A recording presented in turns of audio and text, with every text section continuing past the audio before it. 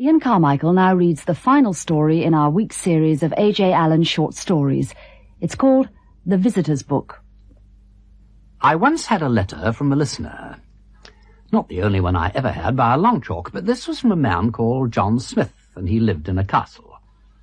Now, you probably think that I've made that up, but really I haven't. His name was and is John Smith, and he did and does live in a castle. In Wales, as a matter of fact. I may as well read you his letter. This is what he said. Dear Mr... well, dear me. You once told a story about having helped a friend with his wireless set. In case you weren't lying... I like his cheek. In case you weren't lying, I've got a wireless set, but my wife and family are always on to me to get a bigger one, so I'm going to. I want one that will give me all the principal stations on the loudspeaker, and it must be powerful enough to work 4 loudspeakers downstairs and several pairs of telephones upstairs. Who are the best people to go to about it? Yours very truly, John Smith. P.S. I don't much care what it costs, so long as they make a decent job of it. Well, I wrote back and gave him the name of 2 wireless firms. I also advised him to get estimates if he didn't want to have to sell his blooming castle. He wrote back thanking me. This was in October, and I didn't hear any more until the beginning of December, when I got another letter from him, in which he said that the set was installed and working beautifully, and that he was very much pleased with the way, well, about the whole business. Of course, this was a very great surprise. I mean, it doesn't matter who you recommend, you nearly always get pages of abuse. He went on to ask whether I was doing anything particular at Christmas, and if not, would I go and spend it with them. He'd like me to see the set for myself, and so on. Well, it so happened that my wife had promised to go and stay with her sister about then. I should only be in the way, so we decided that it would be quite a good idea for me to go and stay with Mr. and Mrs. John Smith at their castle in Wales. I was quite looking forward to meeting John Smith, and when Christmas Eve came, I managed to get out at the right station.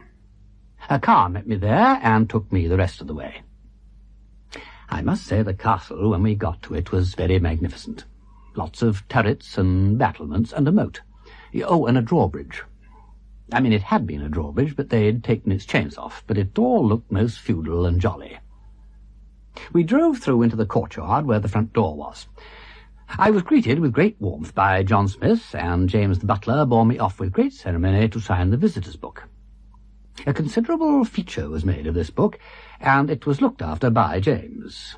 Everybody had to sign it, and opposite your name they put the name of the room you slept in. My room happened to be the Blue Room. It got a complete record of visitors running right back into the Middle Ages. James was a fine old character, too, thoroughly in keeping with the place. Next I was taken in to be introduced to Mrs. Smith and the Little Smiths, and about 20 other people who were staying there for Christmas, all very merry and bright. I also said how do you do to the wireless set. They'd certainly done themselves proud over that. It seemed to be laid on everywhere. Well, nothing particularly interesting happened during the evening, except that we did have hot lobster for dinner. Now, that is rather important. And we all eventually went to bed, quite cheerful, but not unsteady. I must say they'd given me the most gorgeous room I'd ever slept in. It was on the first floor overlooking the moat. The floor was polished black oak, with several bearskin rugs on which you slid about all over the shop. The walls were hung with... Now, whatever is the name of that stuff they hang walls with? Reddish-brown canvas sort of stuff. It's called something cloth, after the place in France where they made it. No, it's gone clean away. Anyway, this something cloth had figures of warriors worked on it. Fierce-looking merchants they were, armed with bows...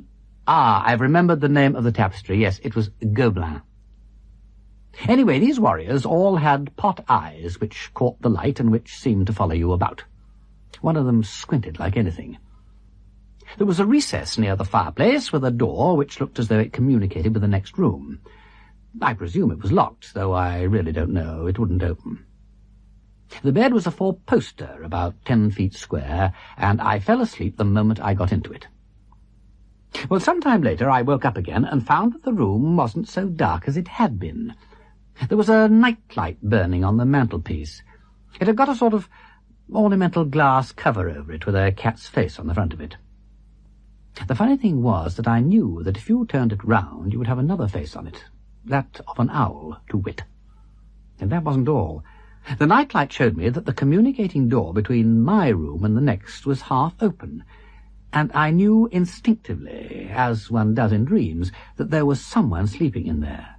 Someone for whom I had a great regard, who would come running in if I called out or even moved, and that she would be wearing a red flannel dressing gown and curl papers.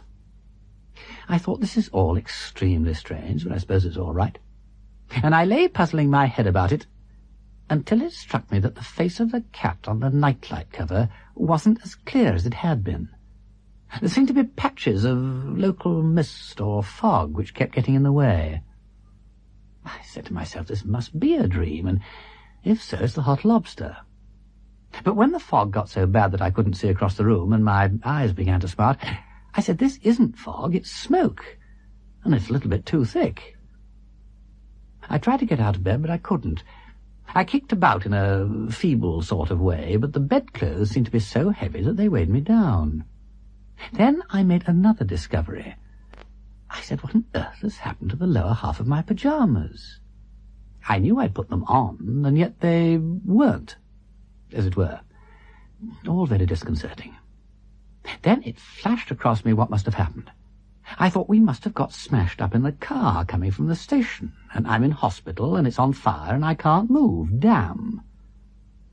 However, I was rather in that peculiar state of mind in which you know what is going to happen next. You sometimes even get it when you're wide awake.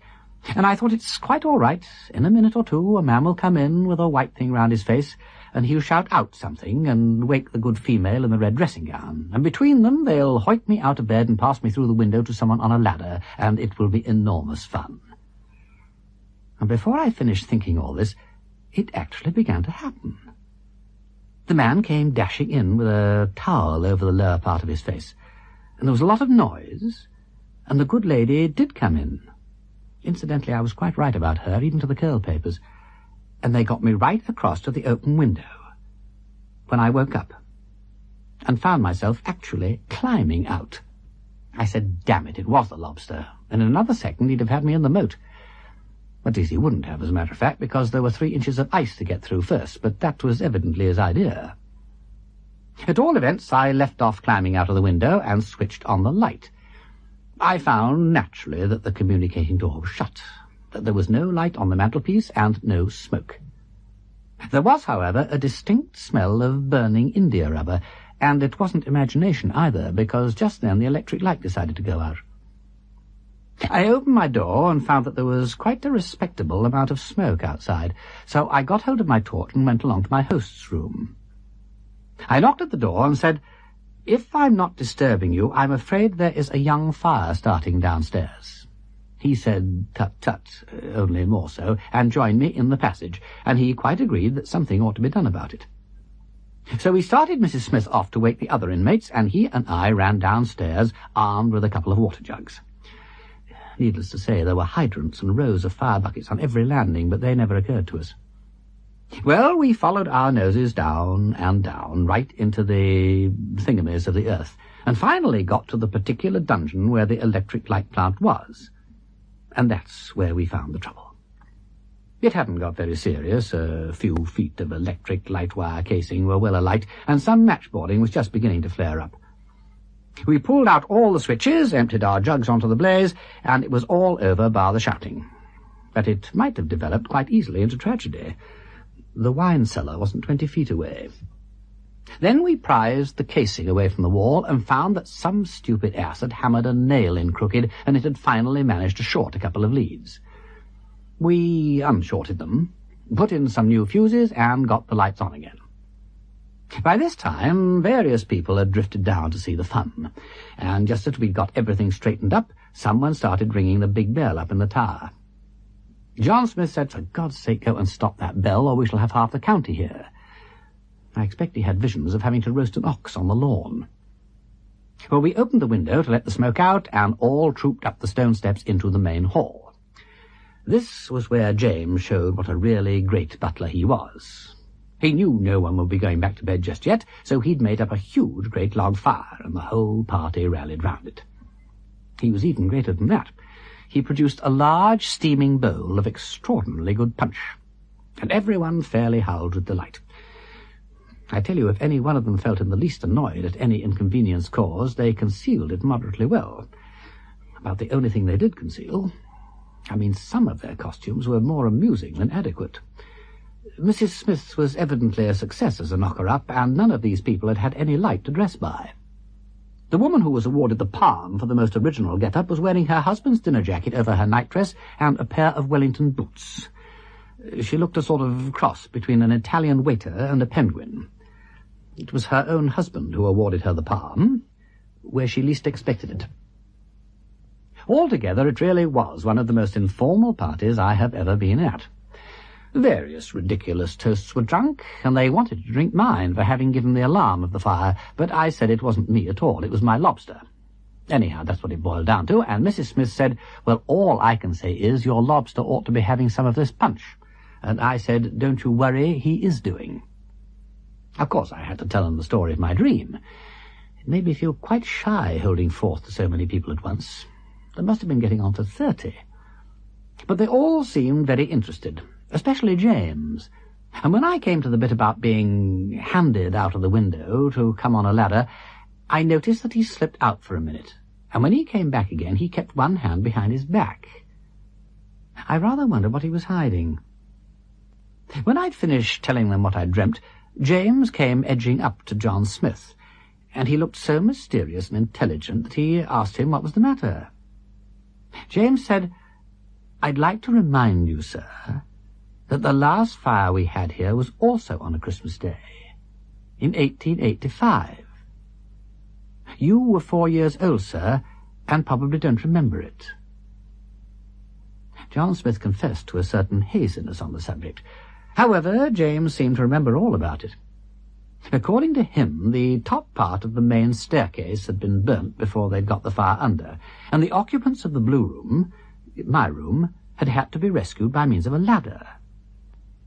So, of course, we said, "Go on, James, we'll buy it. Who were the occupants of the blue room?" And James said, "The blue room was occupied by a 2-year-old baby, whose parents were abroad, and his nurse was sleeping in the dressing-room." So we said, "Fancy that." Then he produced from behind his back the visitor's book for 1885, and showed us one of the Christmas entries.